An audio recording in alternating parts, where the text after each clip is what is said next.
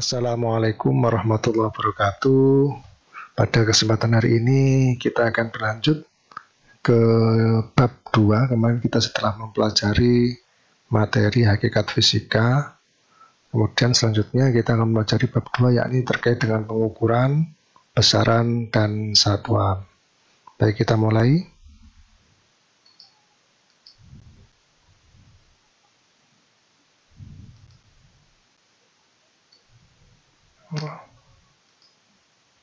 Apa yang bisa kalian perhatikan dari beberapa gambar, 4 gambar ini? Yang pertama, itu ya, ini adalah seseorang yang mengukur tinggi badan. Oke. Kemudian gambar yang kedua di sini adalah seseorang yang ingin mengukur lebar dari kunci, ya kan? Kemudian yang ketiga di sini adalah seseorang yang ingin mengukur massa. Kemudian yang di sini orang yang keempat ini dia ingin mengukur panjang dari kayu ini dengan menggunakan penggaris.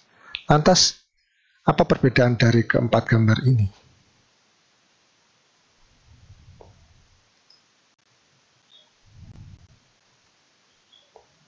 Oke, sebelum kita bahas itu, kita definisikan terlebih dahulu apa itu pengukuran.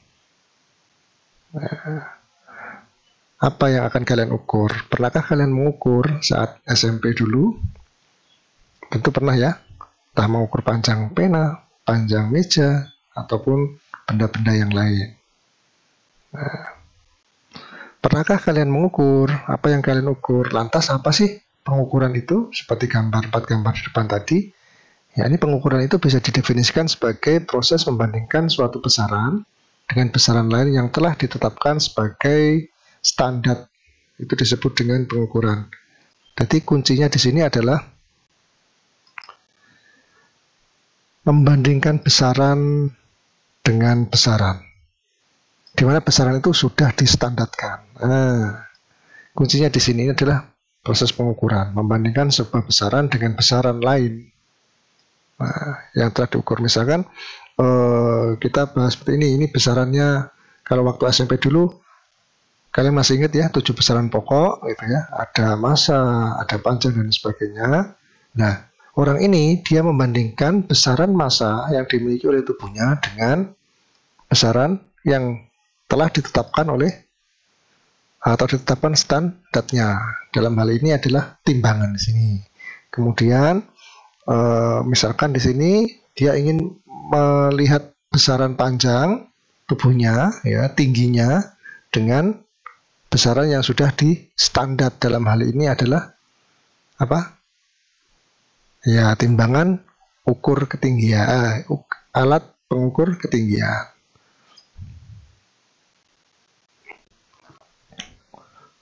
Selanjutnya, beberapa alat ukur. Apa itu alat ukur? Di sini ada alat ukur panjang, salah satunya adalah mistar. Misalkan di bawah ini ada pertanyaan, berapakah panjang mistar? Kalau kita lihat di sini,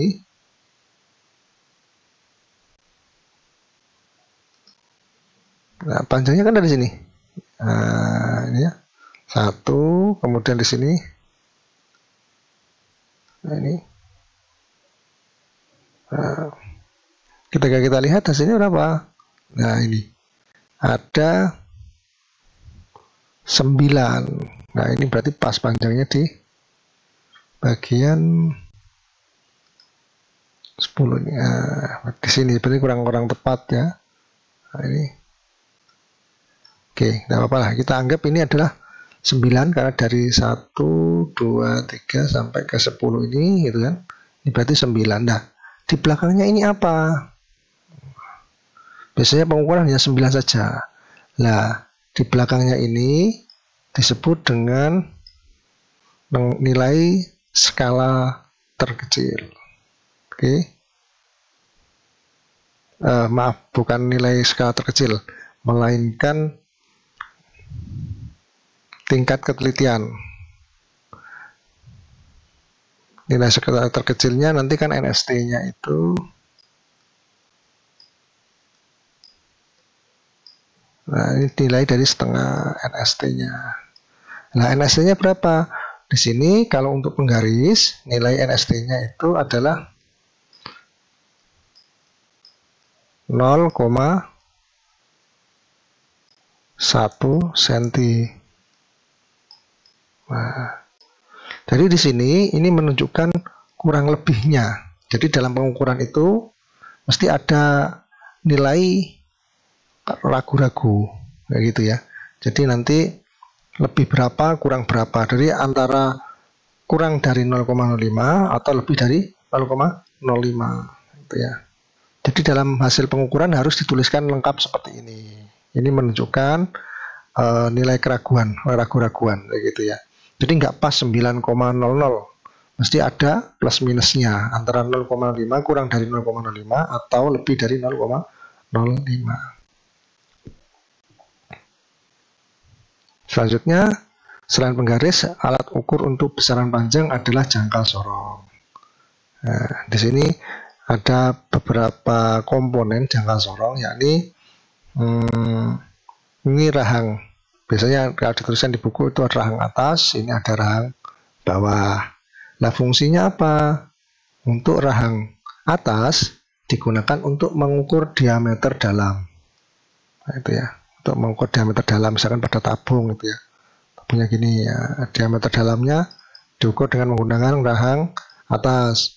Sedangkan rahang bawah digunakan untuk mengukur diameter luar. Nah, di sini ada istilah skala utama, kemudian di sini ada skala nonius. Nah, skala utama di sini memiliki nilai bahwasanya satu, ini dari sini ke sini ya. Nah, ini memiliki nilai 1 cm, itu ya. Memiliki nilai 1 cm itu di sini menggunakan gambar ini 1 cm-nya adalah satu garisnya ini. Itu ya. 1 cm satu garisnya ini ke sini ini adalah 10 cm. Nah, sedangkan yang di sini disebut dengan skala nonius, skala terkecil yang dimiliki oleh jangka sorong ini. Jadi satu garisnya ini ya, satu garis, nah, ini satu dikali dengan nilai ini terkecilnya 0,1 mm. Nah, maka nanti kalau saya tanya taksirannya berapa, misalkan ada penulisan gini ya, ada plus minus, maka plus minus yang ada di sini ini adalah setengah dari 0,01. Jadi angka taksirannya, kemungkinannya gitu ya. Atau nilainya 0,05 mm. Gitu. Nah, bagaimana cara membaca jangka sorong? Silakan nanti kalian pelajari di internet, sangat banyak materi itu. Nah, kemudian untuk yang komponen terakhir yakni pengukur kedalaman. Jadi untuk mengukur kedalaman dari sebuah benda.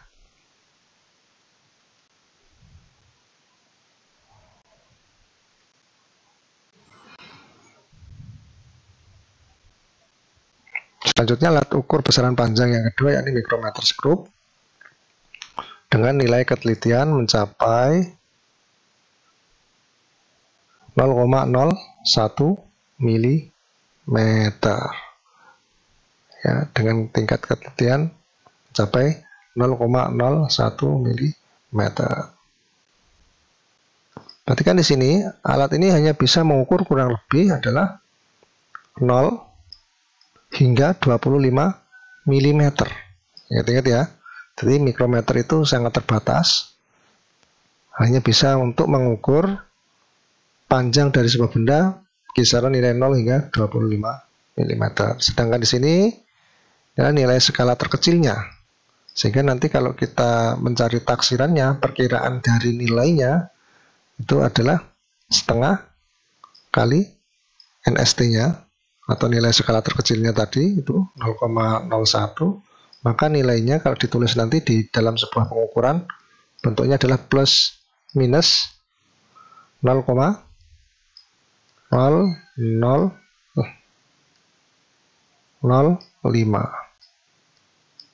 itu ya. Nah, ini nanti di milimeter. Nah, dari ketiga alat ukur tadi ada apa itu penggaris, kemudian ada jangka sorong dan mikrometer. Tentunya dari ketiga alat ukur itu memiliki nilai skala masing-masing. Nah, nilai skala terkecil ini dia menentukan tingkat ketelitiannya, di mana semakin kecil nilai skala terkecilnya, otomatis ketelitiannya akan semakin bagus. Namun perlu diperhatikan dari ketiga alat tadi bahwasanya penggunaannya itu harus tepat. Contoh misalkan saya ingin mengukur panjang dari sebuah penghapus dengan panjangnya kurang lebih 5 cm, misalkan seperti itu. Maka alat ukur apa yang tepat saya gunakan?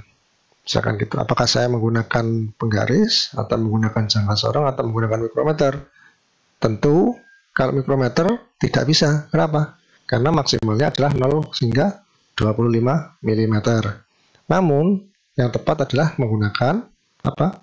Jangka sorong. Nah, di sini ya. Ini dia menggunakan jangka sorong. Lantas kalau misalkan saya ingin mengukur buku yang lebarnya lebih dari 10 cm bagaimana? Maka saya akan menggunakan penggaris. Namun dari ketiga alat ukur panjang tadi, manakah yang paling teliti? Jawabannya adalah mikrometer screw.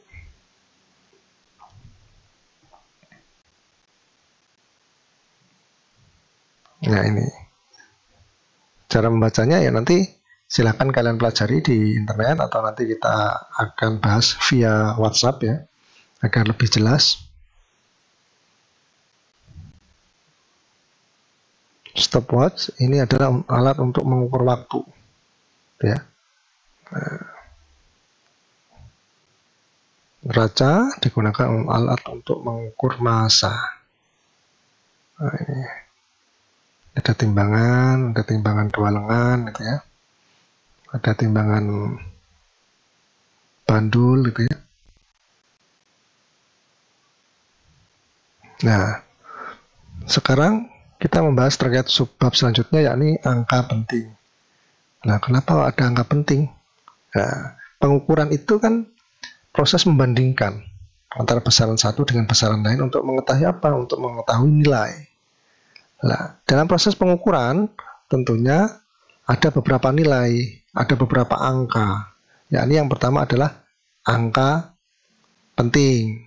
Ya, kenapa? Apa ada angka tidak penting? Ya, tidak. Maksudnya angka penting ini nanti terdiri dari dua jenis angka yang disebut dengan angka eksak atau angka pasti ya. Dan angka taksiran atau angka kira-kira.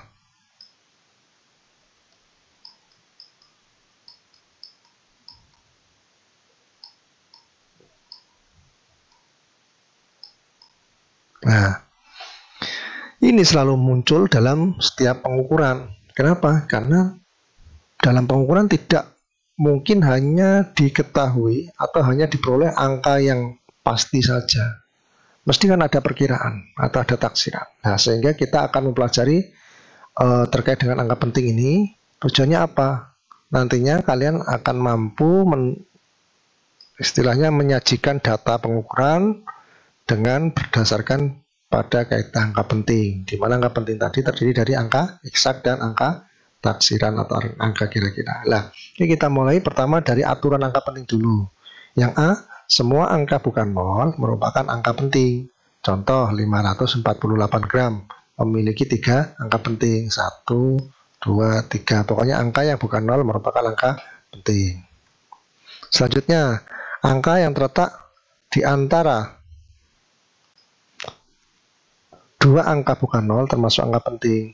Contoh 0 ini ya terletak di antara angka 2 dan 2 di sini. Maka angka pentingnya ada berapa? Ya 1, 2, 3, 4. Gitu.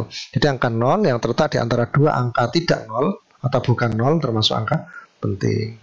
Angka 0 yang terletak di sebelah kanan tanda koma dan angka bukan 0 termasuk angka penting. Maksudnya apa? Di sini angka 0 di sini dia terletak di mana? Di kanan tanda koma ini. Sorry. Tanda koma. Ini juga. Kalau ini kan 0 terletak di antara angka bukan 0. Kalau yang ini 0 di kanan koma. Maka di sini angka pentingnya ya 5 angka penting ini 1, 2, 3, 4, 5. Karena 0 ini terletak di koma kanannya angka atau koma kanannya ini nilai bukan 0 di sini. Nah, tuh. Angka 0 yang terletak di sebelah kiri angka bukan 0, baik yang terletak di sebelah kiri maupun di sebelah kanan koma desimal bukan angka penting. Contoh sini. Nah, ini bukan angka penting. Kenapa? Karena 0 di sini dia terletak di kirinya koma. Hanya memiliki dua angka penting, 1, 2. Contoh ini lagi 0,00. Hanya memiliki satu angka penting. Nah, kenapa Pak kok hanya memiliki satu angka penting? Karena di sini koma 0, 0,000. Nah, pokoknya di depan sini intinya kalau nanti ada di depan koma bukan angka pembuat 0 atau bukan 0, maka dia disebut angka penting. Contoh 1,05. Maka 1, 2, 3 ini 3 angka penting. Kalau nanti 0,0070,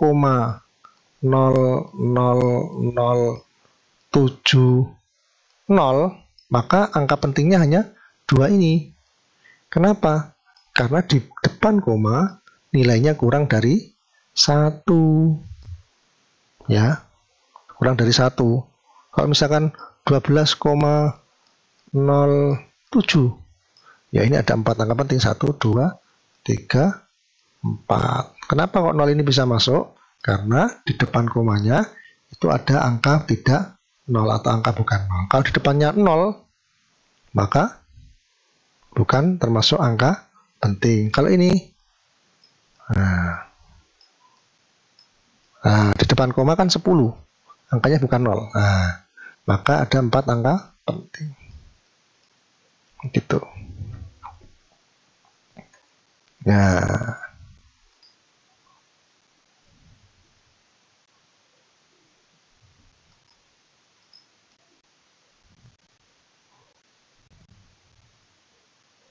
oke. Selanjutnya, angka yang digarisbawahi termasuk angka penting, tetapi angka setelah angka yang diragukan bukan angka penting. Jadi makna di garis di sini, ada garis di sini, ini merupakan angka yang diragukan, tapi termasuk angka penting. Misalkan saya punya 34105. Maka kalau saya tulis di sini, nah maka 0 ini sebagai batasnya angka penting atau angka diragukan yang terakhir, gitu ya. 1, 2, 3, 4 angka penting gitu ya.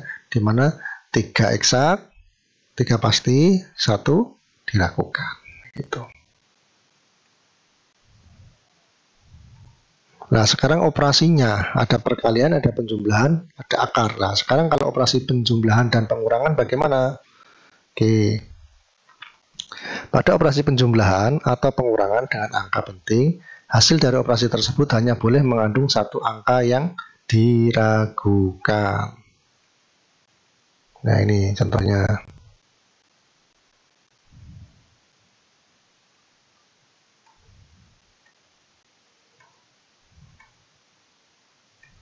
Nah,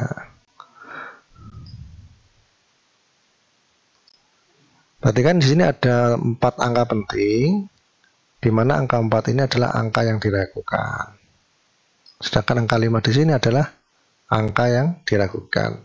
Ketika dioperasikan, dijumlahkan, maka mendapatkan nilai 4,2685. Nah, sekarang mutusnya dari mana, Pak? Perhatikan di sini.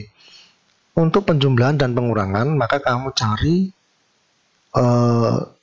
nilai di belakang koma yang paling sedikit atau desimal yang paling sedikit ini. Contoh, di sini ada di belakang desimal ada 3 angka, sedangkan di bawah di sini ada 4 angka. Maka nanti hasilnya harus hanya mengandung 3 angka saja di belakang komanya, sehingga jawabannya adalah 4,268. Loh Pak, 5 ini kok nggak dibulatkan ke 9? Nah, perhatikan di sini aturan pembulatan. Ketika nanti di depan angka 5 ini bernilai genap, maka dibulatkan ke nilai 0 atau tetap saja. Jadi genap, tetap.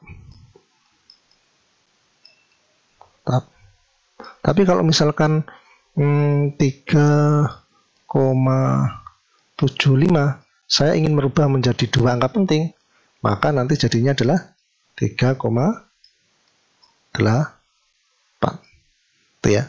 Jadi dibulatkan tergantung dari depannya ini genap apa ganjil. Kalau ini ganjil, maka digenapkan. Kalau sudah genap, dibiarkan saja. Begitu intinya. Gitu ya. Jadi penjumlahan dan pengurangan intinya di belakang koma ada berapa angka. Kalau misalkan 3 angka, ya nanti hasilnya juga hanya mengandung 3 angka di belakang koma. Itu. Jadi, ini hanya mengandung 1 angka saja. Maka nanti di belakang koma kita tuliskan 3,36. Nah, karena hanya boleh memiliki 1 angka saja, angka diragukannya hanya di belakang koma hanya 1 aja, maka nanti di sini diringkas jadi 33,4 karena 6 dibulatkan menjadi, tadi kalau di atasnya 5 kan dibulatkan menjadi plus 1 di depannya di 3, misalkan ada 3,34,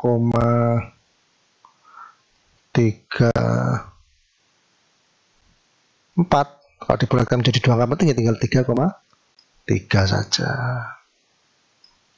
Itu. Nah, sekarang aturan perkalian. Di sini ada 1,23, 3 angka penting, 2,5 ada 2 angka penting. Jika dikalikan, maka nanti menjadi 3,075. Nah, aturan sederhananya gimana? Aturan sederhananya, kalau ada perkalian, maka kamu harus mencari nilai atau angka penting terkecil. Di sini ada 3, di sini ada 2. Maka nanti hasilnya harus ada 2 angka penting saja. Nah, kalau 2 angka penting berarti batasnya dari sini ya. Ya. Namun perlu diingat di belakang angka 0 ini ada nilai 7, maka dibulatkan menjadi 3,1. Jadi 3 kali 2 angka penting hasilnya berapa? 2 angka penting. Pokoknya dicari angka penting paling sedikit, gitu ya, memiliki angka penting paling sedikit. Nah, gitu.